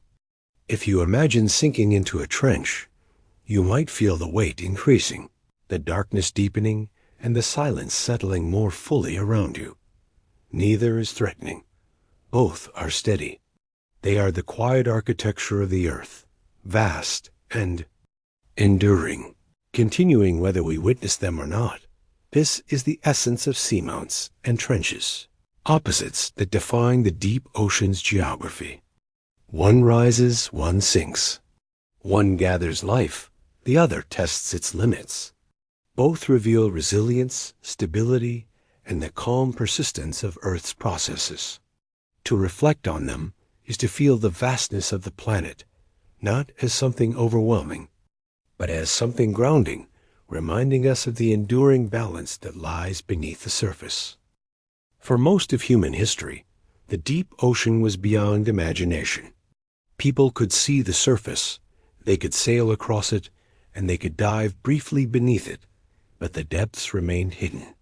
The sea seemed bottomless, mysterious, and even frightening. Legends spoke of monsters rising from below, of endless abysses that swallowed ships. Yet slowly, patiently, humanity began to look downward, seeking to understand what lay beneath. This story of exploration is not one of sudden conquest, but of gradual steps, each building gently on the last. The earliest explorations of the deep were indirect. Ancient cultures measured depth by lowering weighted ropes, recording how far. They sank before striking bottom. These sounding lines revealed that the seafloor was far deeper than anyone had expected, though the greatest depths remained beyond their reach. Mariners learned about currents, tides, and coastlines, but the deep remained a realm of mystery. For centuries, it was easier to chart the stars above than the waters below. By the 19th century, science began to take greater interest in the ocean. The invention of better ropes and eventually steel cables allowed for deeper soundings. The HMS Challenger expedition of the 1870s marked a turning point. Over 4 years, the crew circumnavigated the globe, systematically measuring ocean depths, temperatures, and currents, and collecting samples from the seafloor. They discovered thousands of new species, proving that life existed at depths once thought barren. The Challenger's work laid the foundation of modern oceanography, showing that exploration could be careful, scientific, and enduring. As technology advanced, new tools emerged. Echo sounding, developed in the early 20th century, used sound waves to map the seafloor more efficiently than ropes ever could. This revealed the dramatic features of the ocean floor, mountains, ridges, trenches, and plains. For the first time, humanity could see the outlines of the hidden landscapes below, tracing features as vast and complex as those on land. But seeing was not enough. To truly explore, people wanted to descend. The invention of the bathysphere in the 1930s made this possible. A simple steel sphere with thick windows, it was lowered on a cable into the depths. Inside, explorers like William Beebe and Otis Barton endured cramped, uncomfortable conditions, but their journeys gave humanity its first direct view of deep-sea life. Beebe described luminous creatures drifting in the dark, forms unlike anything known at the surface. Though primitive by today's standards, the bathysphere marked the beginning of direct human descent. Later came the bathyscaphe, a more advanced vessel designed to dive independently. In 1960, Jacques Piccard and Doane Walsh piloted the bathyscaphe. Trieste to the bottom of the Mariana Trench, nearly 11 kilometers deep. Their descent was slow, lasting hours, and their time at the bottom reef. Yet it was a milestone. Humans had touched the deepest place on Earth.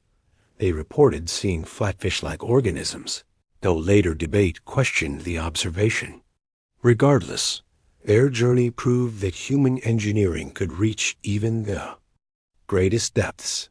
Since then, exploration has continued through both manned and unmanned means.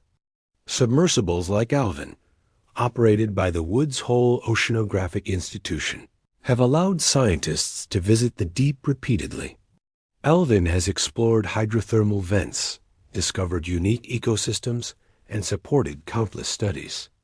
Remote operated vehicles, ROVs, have expanded exploration even further, capable of descending for long periods without risking human life.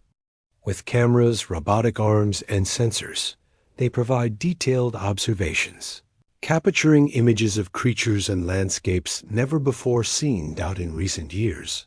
Autonomous underwater vehicles, AUVs, have joined the fleet, mapping and surveying vast areas of the seafloor. Satellites, too, play a role, detecting subtle changes in sea surface height that reveal the presence of underwater mountains and trenches. Bit by bit, humanity has traced the outlines of the deep, filling in the map of our planet. Yet even now, much remains unknown. Scientists estimate that we have explored only a small fraction of the ocean floor directly. Human exploration is not only about technology, but also about perspective. Each descent, each discovery, reminds us of how little we truly know. The ocean covers most of the Earth, yet we have walked on the surface of the moon more often than we have visited the deepest trenches. This contrast humbles us. It teaches that our knowledge is partial, that mystery remains. But it also reassures us. The planet still holds spaces of wonder, places untouched, where discovery is still possible. Exploration of the deep also raises questions about stewardship. As technology improves, the temptation grows to exploit the ocean's resources, minerals, metals, and energy stored in its depths. Mining of the seafloor has been proposed, targeting nodules rich in rare elements. But the ecosystems of the deep are fragile, slow-growing, and easily disturbed. Corals may take centuries to recover from damage, if they recover at all. The responsibility of exploration, then, is not only to learn, but also to protect, to ensure that the quiet resilience of the deep is not lost to haste. For us, reflecting on human exploration can bring calm perspective. It is a story not of conquest, but of curiosity, patience, and gradual progress. From ropes lowered into water, to steel spheres dangling on cables, to autonomous robots mapping the abyss, the journey has been steady, step by step. Each advance opens a little more of the deep, but always leaves more to discover. The ocean, remains vast, beyond complete knowing, a reminder of humility. Not to imagine this journey is to imagine humanity leaning gently into mystery. At first, a rope weighted with lead, and a ship crossing oceans with nets and thermometers. Then a small steel sphere lowered into the dark. Then a vessel drifting down to the deepest trench. Then robotic eyes gazing where humans cannot go. Each step is a moment of connection, a quiet reaching into the deep. This is the essence of human exploration of the ocean, not a loud story of conquest, but a slow unfolding of curiosity, patience, and wonder. It reminds us that discovery does not always mean immediate understanding, and that mystery is not a problem to be solved, but a presence to be respected. The deep ocean will always hold more than we can know. Our role is to approach it gently, with reverence, listening to its silence, and letting its vastness remind us of the calm, enduring rhythm of the planet itself. Even after centuries of curiosity, decades of science, and countless expeditions, the deep ocean remains largely unknown. We have mapped the moon more thoroughly than we have charted the seafloor. We have sent probes to distant planets, yet vast. Stretches of the ocean remain unvisited, unseen, and unmapped. To think of this is not discouraging, but humbling. It reminds us that mystery still exists on our own planet, quiet, patient, and vast. Scientists estimate that more than 80% of the ocean floor has never been mapped in detail. Even less has been directly observed with cameras or submersibles. Entire mountain ranges lie hidden beneath the water, uncharted. Thousands of seamounts rise unnoticed from the abyss. Trenches stretch for thousands of kilometers, their deepest. Points visited only once or twice. And within this landscape live millions of species, most of which remain undiscovered. Each new expedition reveals life forms never before seen. Transparent fish, delicate jelly-like organisms, microbes with strange metabolisms. The unknown is not empty. It is full, waiting quietly for discovery. The reasons for this vast unknown are simple. The deep sea is difficult to reach. Pressures are immense, distances are great, and darkness is complete. Technology allows us glimpses, but sustained exploration is costly and rare. Satellites can infer the shape of the seafloor by measuring tiny changes in sea surface height, yet the resolution is coarse. To truly see the details, we must send ships, submersibles, or robotic vehicles, and their journeys cover only narrow paths through a vast space. Each mission is like a candle in a dark cathedral, illuminating only what lies nearby. The rest remains in shadow. What might lie within this shadow? We cannot say with certainty. But the possibilities inspire both curiosity and calm. There may be ecosystems unlike any we know, thriving on chemical flows or unique adaptations. There may be species that challenge our understanding of life's limits, enduring in conditions harsher than we can imagine. There may be records of Earth's past hidden in sediments, stories of climate, evolution, and geology preserved quietly for millions of years. And there may be processes that connect the deep ocean to the balance of the entire planet, rhythms we have not yet recognized. The unknown is not only about what has not yet been seen, but also about what has not yet been understood. We know that the deep sea plays a role in the carbon cycle, in regulating climate, in hosting biodiversity. But we do not fully grasp the scale, the timing, or the connections. We know that life exists in abundance, but we do not know how many species, how they interact, or how resilient they may be to change. The unknown is not an empty space, but a vast set of unanswered questions, each pointing to new layers of meaning. For some, mystery can feel unsettling. Yet in the calm perspective of the ocean, mystery feels natural. The sea has always held more than we can see. Its vastness is not meant to be fully grasped at once. Instead, it invites patience, the acceptance that discovery will come slowly, step by step, over centuries. Just as the ocean's own rhythms are unhurried, so too must our understanding be. The unknown, in this sense, is not a void to be conquered, but a companion to be respected. Even the creatures we already know remind us how much remains hidden. For centuries, the giant squid was a legend, glimpsed only in fragments washed ashore.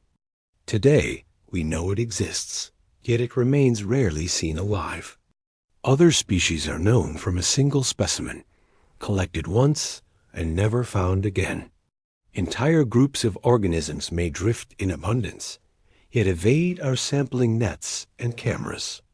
Each discovery is a reminder that the unknown is always present. Even within what we think we know. The unknown also protects the ocean in its own way.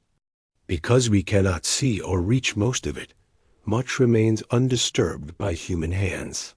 While surface waters and coastal zones feel the impact of human activity, the deep continues its rhythms quietly. This is not permanent.